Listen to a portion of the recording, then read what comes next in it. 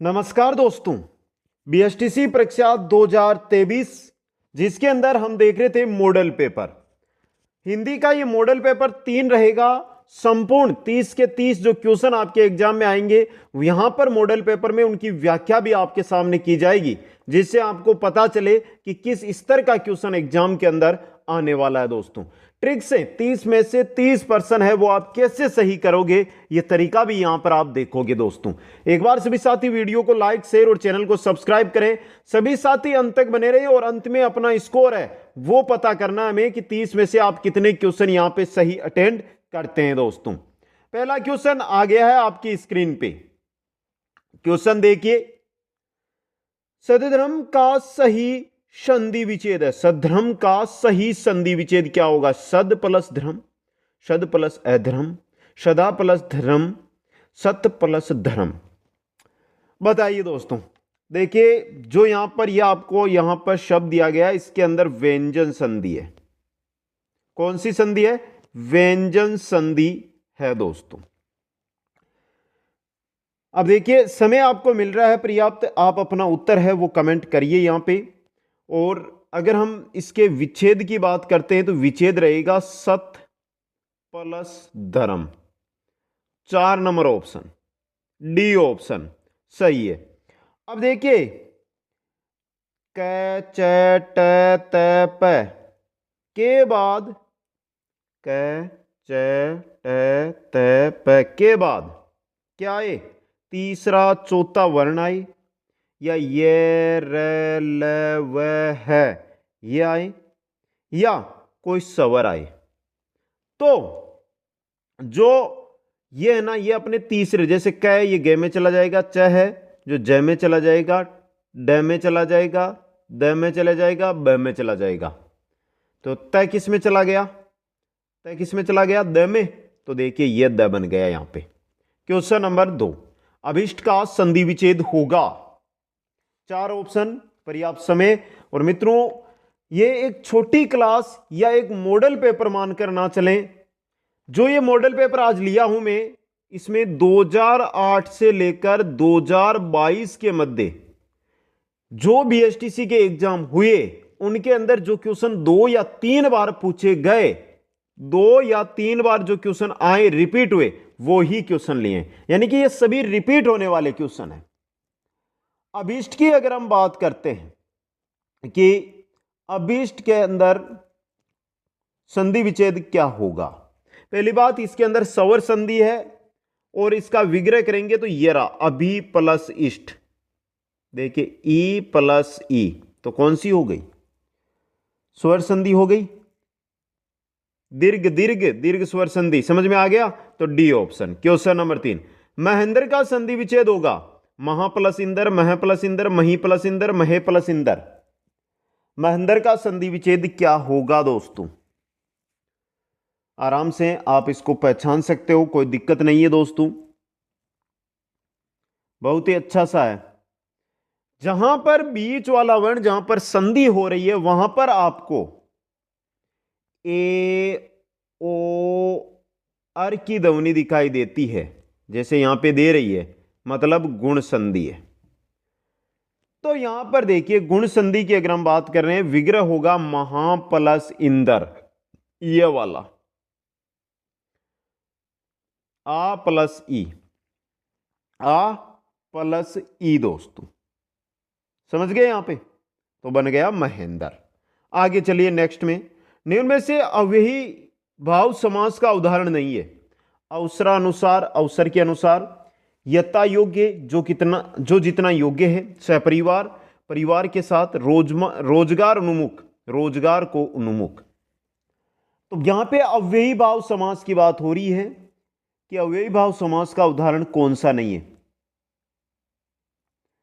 अवसर, यथा और स, अवसर, यथा और स, ये तीनों के तीनों अव्ययी भाव के हैं। जबकि रोजगार उन्मुख, यहां पे देखिए को का लुप्त हो रहा है, को है, इसका लोप होगा कारक चिन्ह का, तो यहां पे तत्पुरुष समास है, तत्पुरुष। समझे आप? तो ऑप्शन डी आपका सही रहेगा। क्वेश्चन नंबर 5, निम्न में से संबंध तत्पुरुष का उदाहरण नहीं है। मतदाता, रंगभेद, कन्याध्यान या मुनिश्रेष्ठ। संबंध तत्पुरुष के बारे में यहां पर बताना है दोस्तों।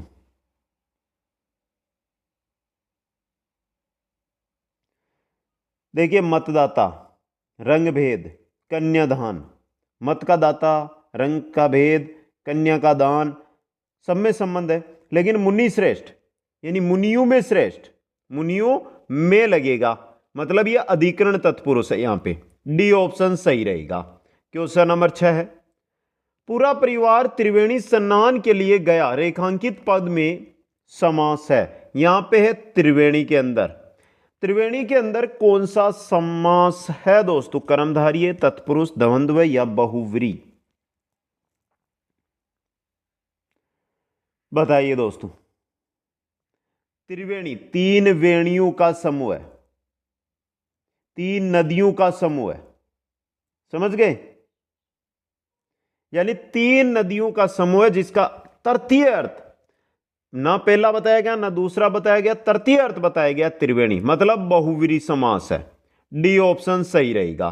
क्वेश्चन नंबर 7, निम्न में से किस शब्द में प्र उपसर्ग नहीं है? प्र किसमें नहीं है? प्राध्यापक, प्रमोद, प्रबल या प्रत्यय? सामने दिखाई दे रहा है, आराम से बता सकते हो आप। यहां पर उसी में नहीं है जो उपसर्ग का क्या है, उपसर्ग हम पढ़ते हैं जो आगे लगते हैं, प्रत्यय जो अंत में लगते हैं, तो प्रत्यय में नहीं है, बाकी तीनों में प्र उपसर्ग है।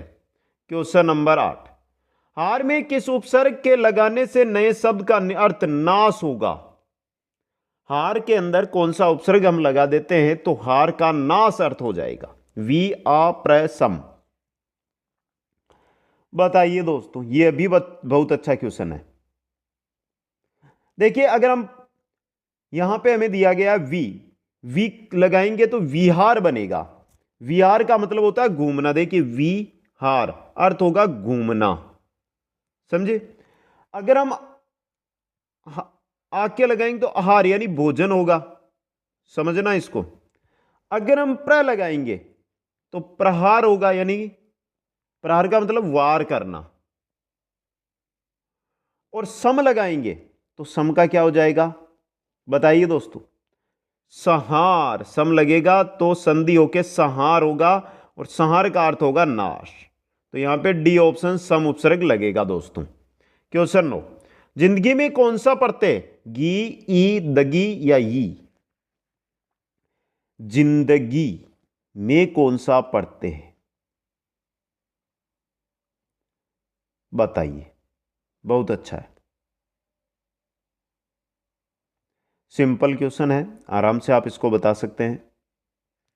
ई प्रत्यय है दोस्तों, यहां पे ई, ये रहा, बी ऑप्शन सही रहेगा। अगला क्वेश्चन, रसोईया में प्रत्यय कौन सा लगा हुआ है?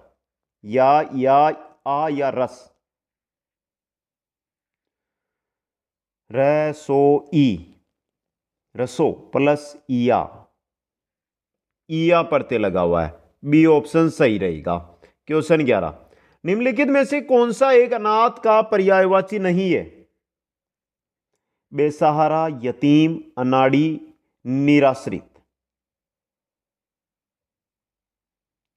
देखिए, बेसहारा है, यतीम है और निराश्रित है। ये आपके तीनों अनाथ के पर्यायवाची है। अनाड़ी किसको कहते हैं? अनाथ को कहते हैं क्या? नहीं कहते, तो आपका सी ऑप्शन सही रहेगा। क्वेश्चन 12 है, निम्नलिखित में से विचित्र का पर्यायवाची क्या होगा? विचित्र, विरुद्ध, प्रतिकूल, विलक्षण, विपरीत? विचित्र के पर्यायवाची की यहां पे बात हो रही है। विचित्र की अगर हम बात करते हैं, अजूबा इसका है, विलक्षण, अनूठा, अनोखा, निराला, यानी विलक्षण सही रहेगा, यह पर्यायवाची है इसका। क्वेश्चन 13, कौन सा शब्द अनीक का पर्यायवाची है? अनीक, अर्जुन, सेना, अग्नि, घोड़ा। अनीक के अन्य पर्यायवाची जैसे फौज है, सैन्य है, कटक है, लश्कर है, अनिकनी है, वाहिनी है, मतलब सेना, बी ऑप्शन। क्वेश्चन 14, संधि शब्द का विलोम क्या होगा? संधि यानी कि प्लस करना यानी कि जोड़ना। तो विग्रह, ह्रास, सृष्टि या वेष्टि। संधि का विलोम पूछा, विग्रह होगा। संधि और संधि विग्रह दो पढ़ते हैं ना हम, वही चीज। क्वेश्चन 15, पुण्य का सही विलोम बताइए। पुण्य का सही विलोम, दोष, असंगति, पाप या पीड़ा। दोष गुण होता है, अर्थ समझे आप। सॉरी, दोष का गुण अर्थ क्या होता है? दोष का विलोम गुण होता है। असंगति का संगति होता है। पाप का पुण्य होगा आपका, और पीड़ा का आनंद होगा। क्वेश्चन नंबर 16, शुकर शब्द का विलोम चुनिए। दुष्कर, दुक्कर, निराकार या पुष्कर। शुकर का विलोम बताना आपको। शुकर का विलोम दुष्कर होगा। अब देखिए दुक्कर दिया है यहां पे, एक एक चीज है उसको समझते हुए चलना है। शुकर का क्या होगा? दुष्कर। क्या होगा?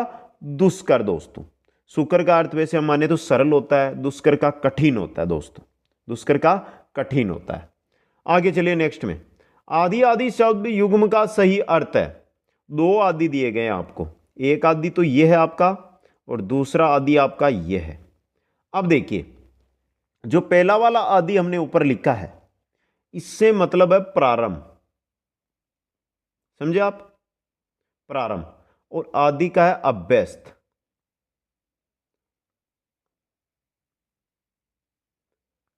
अभ्यस्त, प्रारंभ अभ्यस्त, ये रहा। ऑप्शन सी सही रहेगा। क्वेश्चन नंबर 18 है, निम्न में से किस विकल्प में एक वाक्यांश के लिए दिया गया एक शब्द सुमेलित नहीं है? चलिए देखते हैं किसमें नहीं है। पृथ्वी से संबंधित या मिट्टी का बना हुआ, पार्थिव। संध्या और रात्रि के बीच का समय, प्रदोष काल। जो आंखों के सामने हो सकते, रात या शाम का भोजन, ब्यालो। पृथ्वी से संबंधित या मिट्टी से बना हुआ, पार्थिव एकदम सही है। संध्या और रात्रि के बीच का समय, प्रदोष काल एकदम सही है। जो आंखों के सामने हो उसे प्रत्यक्ष कहते हैं, कि ये इसको मैंने प्रत्यक्ष देखा था, सुना ना आपने? तो ये आपका यहां पे गलत दिया गया था, सी ऑप्शन। क्वेश्चन नंबर 19, निम्न में से किस विकल्प में एक वाक्यांश के लिए दिया गया एक शब्द सुमेलित नहीं है? जिसने मृत्यु को जीत लिया हो, मृत्युंजय। जो तीनों कालों को जानता हो, सर्वज्ञ। जिसे जानना आवश्यक हो, श्रेय गे। वह स्थान जो दोनों भ्रकुटियों के बीच होता है, भ्रिकुटी। बताइए दोस्तों, गलत कौन सा? पहला देखिए, जिसने मृत्यु को जीत लिया हो, मृत्युंजय एकदम सही है। जो तीनों कालों को जानता हो, सर्वज्ञ नहीं कहते हैं उसको, क्या कहते? त्रिकालज्ञ। त्रिकालज्ञ कहते हैं उसको। तो ये बी ऑप्शन आपका यहां पे सही रहेगा। क्वेश्चन 20, निम्न में से किस विकल्प में एक वाक्यांश के लिए दिया गया एक शब्द सुमेलित नहीं है? चलिए देखिए, सब कुछ पाने वाला, सर्वलब्ध। जिसकी ग्रीवा सुंदर हो, मृगनयनी। जो समान उम्र का हो, समवयस्क। जो सदा रहने वाला, सनातन। तो यहां पे जो सुमेलित नहीं है वो देखना। पहला देखिए यहां पे, जिसकी ग्रीवा सुंदर हो, यहां पे लिखा हुआ ही नहीं है दोस्तों आपके लिए, जबकि स्क्रीन पे चल रही है उसमें नहीं है, जो हमारी स्क्रीन पे चल रही है उसमें तो लिखा हुआ है, क्योंकि पीडीएफ में बाद में कर दिया है। तो जिसकी ग्रीवा सुंदर हो, इसका अगर जो लिखा हुआ है वो है मृग नयनी। अब कमेंट करिए कि कौन सा गलत है। पहला है सब कुछ पाने वाला, सर्वलब्ध, एकदम सही है आपका, समझ गए। दूसरा, जिसकी ग्रीवा सुंदर हो, जिसकी ग्रीवा सुंदर हो उसको सुग्रीव कहते हैं, सुग्रीव। तो यह आपका यहां पे बी ऑप्शन है ना, यह सही रहेगा। आगे चलिए 21 नंबर क्वेश्चन है, इनमें से किस विकल्प के सभी शब्द शुद्ध है वो आपको बताना। पहला देखिए, द्वंद्व गलत दिया गया तो आगे छोड़ दो। दूसरे के अंदर देखिए आपका द्वंद्व सही है, मिठाइयां सही है, लेकिन श्रृंखला गलत दिया गया। तीसरा में देखिए, वो ये तीसरा और दूसरा तो समान सा है यहां पे, तो ये यहां पर श्रृंखला गलत है। द्वंद्व, मिठाइयां और श्रृंखला एकदम सही है, ये तीनों सब। D option. वर्तनी की दृष्टि से पूछे जाते हैं तो इनको थोड़ा ध्यान से आपको देखना है। आगे चलिए, वर्तनी की दृष्टि से कौन सा शब्द अशुद्ध है वो बताना है। त्योहार, अधीन, पड़ोस, अंत्याक्षरी। अब ये मेरे को पता है, आपको यहां पे मैं 30 सेकंड का समय दूंगा, क्योंकि आप सभी साथी ये 4 ऑप्शन जो आपके सामने आए हैं इनको जानते हैं, इनको देखकर अपना उत्तर है वो बता सकते हैं कि यहां पर कौन सा है जो अशुद्ध है। दोस्तों कमेंट करिए, अपना उत्तर बताइए मेरे को कि गलत अशुद्ध शब्द कौन सा है, यहां पे कहां पर वर्तनी की गलती है, क्योंकि ये ऐसा शब्द है जिसको आप बार बार बार बार बार बार देखते रहते हैं। दोस्तों चलिए मैं बताऊं तो ये रहा, देखिए त्योहार। त्योहार देखिए शुद्ध होता है ये आपका त्योहार, डबल ऊपर मात्रा यानी औ की मात्रा नहीं आती है, ओ की मात्रा आती है त्योहार में। ऑप्शन ए सही रहेगा। क्वेश्चन 23, इनमें से किस विकल्प के सभी शब्द अशुद्ध है? चलिए देखते हैं। व्याकरण सही है, अनाधिकार सही है, नरसंस सही है, विषम सही है, स्वामी भक्त क्या सही है, और सौंदर्यता ये दोनों ही गलत है। देखिए स्वामी है ना, स्वामी भक्त ये ऐसे होगा स्वामी भक्त, समझे आप। और सौंदर्यता कोई शब्द नहीं होता है, सौंदर्य होता है। ये दोनों गलत है आपके, ऑप्शन सी सही रहेगा। आगे बढ़िए, क्वेश्चन 24 है, निम्नलिखित में से शुद्ध वाक्य कौन सा है वो आपको यहां पर कमेंट करके बताना। चलिए देखते हैं। मैं आपका दर्शन करने आया हूं, इस बात के कहने में किसी को संकोच ना होगा। मैं अपनी बात के स्पष्टीकरण के लिए तैयार हूं, ऐसी एकाध बातें और देखने में आती है। चलिए पहला देखिए, मैं आपका दर्शन नहीं, मैं आपके होगा, यहां पे आपके दर्शन करने आया हूं, समझ गए आप। यहां पे अगला है, इस बात को कहने में किसी को संकोच नहीं होगा, नहीं होगा, तो यह भी गलत हो गया। मैं अपनी बात के स्पष्टीकरण के लिए तैयार हूं, एकदम सही है ये सी वाला। और चौथा है, ऐसी एकाध बात और देखने में आती है, यहां पे बातें की जगह बात होगा, तो यह भी गलत हो गया, तो सी ऑप्शन सही रहेगा। आगे चलिए, पदक्रम की दृष्टि से निम्न में से अशुद्ध वाक्य बताइए।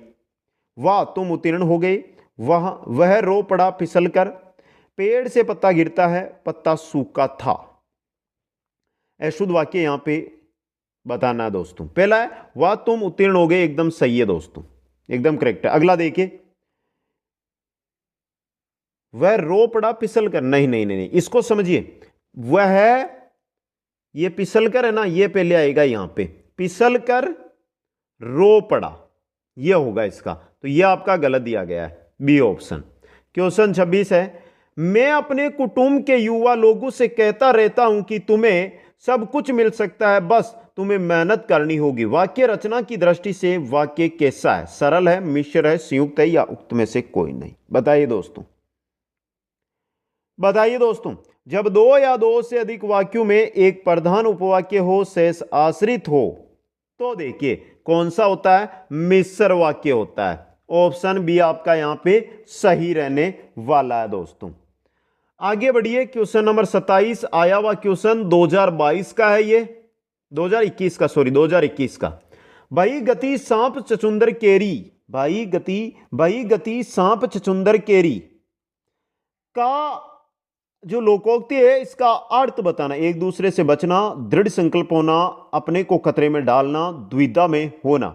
भाई गति सांप चचुंदर केरी मतलब द्विधा में होना, डी ऑप्शन। क्वेश्चन 27, हथियार डाल देना मुहावरे का सही अर्थ बताइए। मात्र कल्पना करते रहना, हथियार गिरा देना, हथियार उठा लेना, हार मान लेना। हथियार डाल देना मुहावरे का सही अर्थ क्या होगा? हथियार डाल देना मतलब हार मान ली, तो हार मान लेना, ऑप्शन डी सही रहेगा। क्वेश्चन 29, अपनी अकुशलता छिपाने के लिए बहाने बनाने का भावार्थ व्यक्त करने वाली लोकोक्ति है। न 9 मण तेल होगा, न राधा नाचेगी, 9 दिन चले 2.5 कोस, नाच न जाने आंगन टेढ़ा, न रहेगा बांस, न बजेगी बांसुरी। अपनी अकुशलता आप छपा रहे हैं तो कौन सी लोकोक्ति होगी? नाच न जाने आंगन टेढ़ा, सी वाली। क्वेश्चन 30, अब कमेंट कर देना इसके बाद कि 30 में से आपने कितने क्वेश्चन यहां पे सही अटेंड किए हैं दोस्तों। निम्नांकित में से किस मुहावरे का अर्थ है कार्य समाप्ति में देर होना? सड़क नापना, दो नावों पर सवार होना, दिल्ली दूर होना, हथेली पर सरसों उगाना। कार्य समाप्ति में देर होना कौन सा मुहावरा है जिसका अर्थ होगा ये?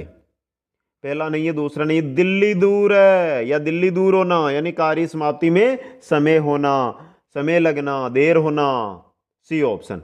अब कमेंट करके बता दो मित्रों, ये तीसरा मॉडल पेपर था। अभी तक आपने पहला दूसरा नहीं देखा है तो वीडियोज में जाइए, सेम थंबनेल से आपको वीडियो मिलेंगे दोनों, उनको जरूर देख लीजिएगा। और ये वीडियो है, इसमें आपका स्कोर क्या रहा, टारगेट लेकर चलिए। तीसरा मॉडल पेपर, और जिस दिन हम 10वें मॉडल पेपर पर पहुंचते हैं उस दिन आपका टारगेट है वो 3 से 4 अंक। अगर इसमें आपका 20, 21, 22, 23 आ रहा है तो 26, 27 तक आपका स्कोर पहुंच जाएगा दोस्तों। अभी तक आपने लाइक, शेयर और चैनल को सब्सक्राइब का कार्य नहीं किया तो आपसे निवेदन करता हूं कि यह कार्य जरूर करें। आप सभी साथियों को बहुत बहुत धन्यवाद। मिलते हैं नेक्स्ट मॉडल पेपर में, तब तक जय हिंद, जय भारत।